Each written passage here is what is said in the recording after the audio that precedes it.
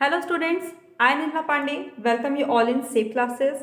So in today's class, we will do the topic Biosphere Reserve. This topic is a part of the topic that is in situ conservation of the biodiversity.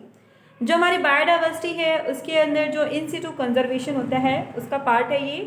So let's start today's class. Students देखो, इन Situ conservation का मतलब क्या होता है. ये जो topic है ये आपका हम पहले वाली वीडियो में कर चुके हैं. सो इन सिटू का कंजर्वेशन का मतलब होता है कि जो बायोडाइवर्सिटी है आपकी या जो ऑर्गेनिजम्स हैं, प्लांट्स हैं, उनको हम उनके नेचुरल हैबिटेट के अंदर ही क्या करते हैं, प्रोटेक्शन दे देते हैं. अब इसके अंदर डिफरेंट डिफरेंट वेज हैं. तो उनमें से हमारा फर्स्ट वे जो है हम जो करने वाले हैं आज की क्लास में, इट इज बायोस्फीयर रिजर्व. ठीक है. अब देखो, बायोस्फीयर रिजर्व जो होगा ये होते क्या है. ठीक है, तो इसके नाम से ही पता चलेगा. Biosphere first and foremost students आपको पता होना चाहिए what is a biosphere. So biosphere is a narrow zone of the earth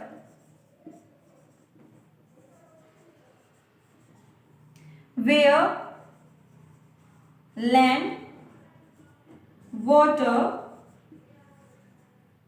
air interact with each other, or you can say they will interact with each other.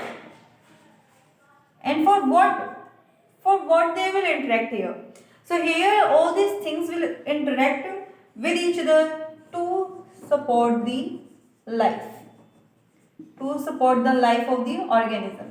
अब कोई भी organism है, let's say it is a plant. So this plant, let's draw a tree. So this plant is growing in here. अब यहाँ पे जो इसका biosphere है उसमें क्या क्या चीजें आएंगी हमारे पास. यहाँ पे आ जाता है कि जो यहाँ पे एयर है, इसके सराउंडिंग में एयर प्रेजेंट है. ये एयर जो होगी ये क्या करेगी, इसको गैस प्रोवाइड करेगी for the process of photosynthesis. And if the plant is doing respiration process तो उस केस में ये इसको ऑक्सीजन प्रोवाइड करेगी. ठीक है. फिर इसके साथ साथ यहाँ पे इसके नीचे क्या है, सॉयल है. सॉयल के अंदर से क्या करेगा, ये न्यूट्रिशन लेगा अपना सारा, जो भी इसको न्यूट्रिएंट रिक्वायर्ड होंगे, मिनरल्स रिक्वायर्ड होंगे, उन सबको एब्जॉर्ब करेगा. ठीक है. तो और इसके साथ साथ यहाँ पे क्या होता है, H2O भी होता है. ये वाटर क्या करते हैं, यहाँ से एब्जॉर्ब होगा. तो ये सारे प्रोसेसेस हमने पढ़ी हुई है. अब ये जो बायोस्फीयर है देखो, जो कि क्या कर रहा है, इंटरेक्ट कर रहा है. ये जोन का वो एक एरिया है जहाँ पे जो लिविंग ऑर्गेनिज्म है रह रहे हैं और वहाँ पे उनका नॉन लिविंग जो एनवायरनमेंट है वो इंटरेक्ट कर रहा है, उनकी लाइफ को सपोर्ट कर रहा है. अब हमारा मेन गोल क्या है, what is our main goal. Our main goal is to conserve this biodiversity. Our main goal is to conserve the biodiversity. So to conserve that biodiversity what will we do, we will conserve this biosphere. ठीक है. हम क्या करते हैं, उस biosphere को, that means जो organism जिस एनवायरनमेंट में रह रहा है उसी एनवायरनमेंट को हम क्या कर देंगे, कंजर्व कर देंगे. सो ये क्या हो जाएगा, हमारा बायोस्फीयर रिजर्व हो जाएंगे. अब ये क्या होंगे, हमने क्या कहा, बायोस्फीयर क्या है, नैरो जोन ऑफ हमारा अर्थ है. तो इसमें हम क्या करते हैं, जो एरियाज होते हैं, ठीक है, एरियाज जो होंगे उनको क्या कर देंगे, कंजर्व कर देंगे. अब ये एरिया कौन से होंगे, वो एरियाज होंगे जहां पे जो प्लांट्स हैं and animals, those plants and animals which you want to conserve. जिन प्लांट्स और एनिमल को आप कंजर्व करना चाह रहे हैं वो जिस एरिया में मिलता है, लाइक इट्स फॉरेस्ट, उस एरिया को हम क्या कर देंगे, प्रोटेक्शन प्रोवाइड कर देंगे और उस एरिया को हम क्या करते हैं, कंजर्व कर देते हैं. ठीक है. So biosphere reserve are the protected areas which are meant for the conservation of plants and animals. ये क्या होते हैं, प्रोटेक्टेड एरियाज होते हैं जिनका जो वन एंड ओनली गेन है या सॉरी गोल है वो क्या है कि कंजर्व करें हम लोग किसको, प्लांट्स और एनिमल्स को that are found in that particular area. उस पर्टिकुलर एरिया के अंदर जो हमारे प्लांट्स और एनिमल्स मिल रहे हैं उनको हम क्या कर रहे हैं, कंजर्व कर रहे हैं. और इन शॉर्ट यू कैन से हमने क्या किया है, कुछ भी नहीं, सिर्फ और सिर्फ जो नेचुरल हैबिटेट था उस प्लांट और एनिमल का उसको कंजर्व किया है. I hope this point is clear to all of you. हमने सिंपल क्या किया, हैबिटेट को किया है. ठीक है. अगर उसका हैबिटेट सुरक्षित है तो वो एनिमल भी क्या होगा, सुरक्षित होगा. सो हमने हैबिटेट यानी कि वो जो एरिया है जिसमें वो प्लांट और एनिमल रहते थे उसको प्रोटेक्शन किया. इनडायरेक्टली हम क्या करेंगे, उन प्लांट और एनिमल को कंजर्व कर लेंगे. ठीक है. अब देखो, ये जो एरियाज है हमारे, इन एरियाज के अंदर ना सिर्फ हम इन प्लांट और एनिमल्स को कंजर्व करते हैं, एज यू नो फॉरेस्ट के अंदर काफी सारे क्या होते हैं, ट्राइब्स भी रहती हैं, ठीक है, जो हमारी जनजातियां होती हैं वो भी रह रही होती हैं वहाँ पे, जनजातियां, ठीक है, जो कि मतलब लोग हैं वहाँ पे काफी सारे, वो क्या होते हैं, वो रहते हैं, तो उनको भी क्या करते हैं हम लोग, प्रोटेक्शन देते हैं, या तो उस फॉरेस्ट के अंदर रह रहा है या उसके आसपास जो ट्राइबल कम्युनिटीज रह रही होती हैं, हम उनको भी क्या करते हैं, इसके अंदर प्रोटेक्शन देते हैं, ठीक है। अब इन सब को क्या करेंगे, हम कंजर्व करेंगे। जो हमारे बायोस्फीयर रिजर्व्स होते हैं, इनके अंदर क्या होते हैं, हमारे पास डिफरेंट डिफरेंट जोन्स होते हैं, ठीक है। सो आपको इनके अंदर जोन्स पता होना चाहिए। अब मान लो आप किसी बायोस्फीयर रिजर्व में घूमने गए हैं, so you will come to know about the different different zones of this biosphere reserve. तो इसमें 3 जोन्स होते हैं और you can say there are 3 regions that are found in the typical biosphere reserve. तो ये 3 जोन्स आपको क्या है, पर्टिकुलरली पता होना चाहिए। तो हमने यहाँ पे 3 जोन्स बनाए, so let's highlight this one. अब देखो इस बायोस्फीयर रिजर्व के अंदर जो ये आउटर मोस्ट जोन होता है, this zone, there are 3 zones, let's name them. Outer most zone जो है, this zone is known as the transition zone, this zone is known as the transition zone, ठीक है। It is also known as manipulative zone, और manipulation zone भी बोलते हैं हम इसको, और ट्रांजिशन जोन भी बोलते हैं। फिर उसके बाद आता है हमारा second zone, that is known as the buffer zone. And centre में क्या होता है, कोर, सेंटर में कोर होगा, सो यहाँ पे क्या होता है, core zone. So these are the 3 areas of the biosphere reserve that you have to remember, and in the same sequence, outermost zone is the transition zone or manipulation zone, second zone is the buffer zone, and the innermost zone is the core zone. और simply देखो, जब आप किसी forest में enter करेंगे तो बाहर से क्या होगा, उसमें ट्रीज की काउंटिंग क्या होगी, कम होगी। फिर जैसे जैसे आप अंदर की तरफ मूव ऑन करेंगे तो जो ट्रीज हैं वो उनकी काउंटिंग बढ़ती जाएगी, जो फॉरेस्ट है वो हमारा घना होता जाएगा, और बिल्कुल सेंटर में क्या होगा, बहुत ज़्यादा घना होता है। और जो बायोडाइवर्सिटी का डिस्ट्रीब्यूशन भी है या एनिमल्स वगैरह है, तो वो क्या होते हैं, इस एरिया में ज़्यादा मिलेंगे आपको, क्योंकि ये अंदर का है, सबसे इनर मोस्ट पार्ट है, प्रोटेक्टेड होता है ज़्यादा। फिर उसके बाद बाहर थोड़े कम, इधर फिर ह्यूमन एक्टिविटी ज़्यादा होने की वजह से इधर उनका पॉपुलेशन काफ़ी कम रहता है। अब जो हमने बायोस्फीयर रिजर्व किए, हमने इसको क्या किया, प्रोटेक्ट कर लिया, ठीक है। ये एक मेरा बायोस्फीयर का एरिया था जिसको मैंने क्या किया, प्रोटेक्शन प्रोवाइड किया। अब मैंने इसको 3 पार्ट्स में डिवाइड किया। What are the main reasons, और इनका मतलब मीनिंग क्या है, कि ट्रांजिशन जोन क्या होगा, बफर जोन क्या होगा, कोर जोन क्या होगा, व्हाट आर द मीनिंग। और अगर आप एंटर करते हैं तो आपको कैसे पता होगा कि आपको किस जोन में एंट्री लेनी है और किस जोन में एंट्री नहीं करनी है। सो ये जो ट्रांजिशन जोन होता है, इस जोन के अंदर जो हम ह्यूमन बींग्स हैं इनकी सेटलमेंट हो सकती है, ठीक है। तो इस जोन के अंदर ह्यूमन सेटलमेंट क्या होती है, पॉसिबल है। जो हम ह्यूमन बींग्स हैं वो यहाँ जाकर के क्या है, सेटल हो सकते हैं, यानी कि यहाँ पे बिल्डिंग्स बनाना और अदर जो वर्क्स हैं वो हो सकते हैं। ह्यूमन एक्टिविटीज जो होती हैं ट्रांजिशन जोन के अंदर अलाउड होती हैं।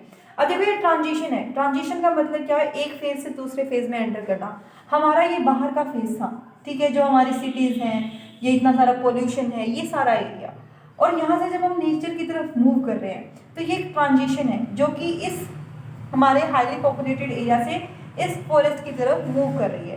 तो ये जो एरिया है इसमें क्या होता है, ह्यूमन सेटलमेंट और ह्यूमन एक्टिविटीज अलाउड होती हैं, but to a limited factor, limited count तक ही क्या होता है, ये अलाउ करेंगे। यहाँ पे जो ह्यूमन बींग्स है वो सेटल हो सकते हैं, they can grow there crops, वो क्रॉप भी ग्रो कर सकते हैं अपने इस एरिया के अंदर।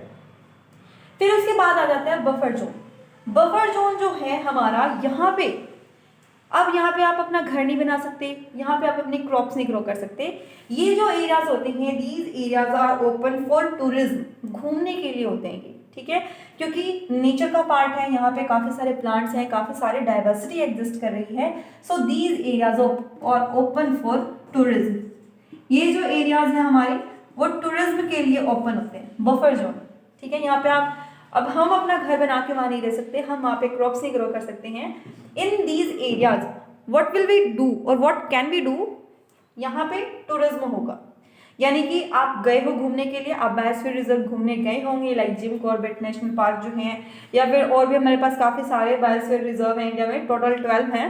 तो उनमें से आप किसी में जा सकते हैं if you have not gone there. तो उन एरियाज में ये जो एरिया होता है वो टूरिज्म के लिए ओपन होता है। यहाँ पे आप डिफरेंट डिफरेंट जो प्लांट्स हैं, एनिमल्स हैं, उनको देख सकते हैं इन देयर नेचुरल हैबिटेट। तो उस केस में ये टूरिज्म के लिए होगा। और ग्रेजिंग ऑफ एनिमल्स जो होती है वो अलाउड होती है इस एरिया के अंदर।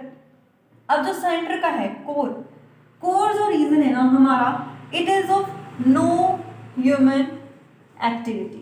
यहाँ पे कोई भी जो ह्यूमन एक्टिविटी होती है ना वो अलाउड नहीं होती है in this core region. Core region is a highly protected area. ये एरिया जो प्लांट्स हैं, एनिमल्स हैं, उनके लिए क्या है, रिजर्व किया गया है, और यहाँ पे ह्यूमन एक्टिविटीज जो होती है वो नहीं होती। हाँ, रिसर्चर्स जो हैं वो क्या होते हैं, by taking permission they can go there, but they can not do any kind of you can say activity there, और वो सिर्फ वहाँ पे जाके अपनी स्टडी कर सकते हैं। उसके लिए उनको परमिशन लेनी पड़ेगी, और वहाँ पे जाके वो उनको हानि नहीं पहुँचा सकते। They can not harm their organisms. Okay, so ये है कि बायोस्फीयर रिजर्व जो है हमारे, उनके अंदर 3 जोन्स हैं, transition zone, buffer zone and the core zone. Transition zone में ह्यूमन सेटलमेंट, क्रॉप ग्रो करना, ये सब अलाउड है। Buffer zone is open for tourism, and जो हमारा कोर जोन है ये नो ह्यूमन एक्टिविटी के लिए क्या है, जाना जाता है। अब देखो ये जो बायोस्फीयर रिजर्व हैं ये कौन आइडेंटिफाई करता है इनको, तो ये जो है हमारा यूनेस्को का एक प्रोग्राम का इनिशिएशन था। यूनेस्को, ठीक है, यूनेस्को ने 1971 के अंदर एक प्रोग्राम लॉन्च किया था, जिसके अंदर क्या करते हैं हम लोग, सस्टेनेबल जो डेवलपमेंट है उसको प्रमोट करते हैं, और बायोस्फीयर रिजर्व जो एरिया है उसको प्रोटेक्शन देते हैं। ये हमारा प्रोटेक्टेड एरिया होता है। अब देखो टोटल वर्ल्ड वाइड कितने बायोस्फीयर रिजर्व्स हैं, so all over world about 425, ठीक है, वर्ल्ड वाइड हमारे पास टोटल 425 के अप्रोक्स जो है बायोस्फीयर रिजर्व्स प्रेजेंट है। About 425 biosphere reserves are there, out of which 14 जो है वो इंडिया के अंदर है हमारे, ठीक है।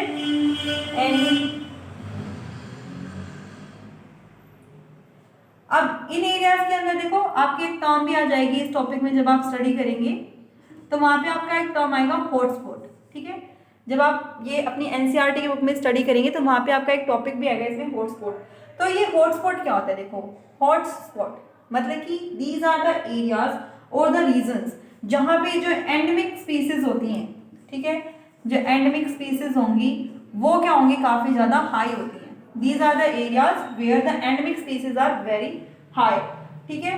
और जो स्पीसीज रिचनेस होता है वो भी क्या होता है, यहाँ पे बहुत ज्यादा होता है कि स्मॉल एरिया के अंदर जो हमारा काउंटिंग है स्पीसीज का वो बहुत ज्यादा होता है। अब एंडेमिक स्पीसीज क्या होती हैं, endemic species are those species which are found in a particular area, ठीक है, किसी एक पर्टिकुलर एरिया में ही मिलेंगी वो आपको, वो जो स्पीसीज है वो कहीं और देखने को नहीं मिलेगी वर्ल्ड वाइड।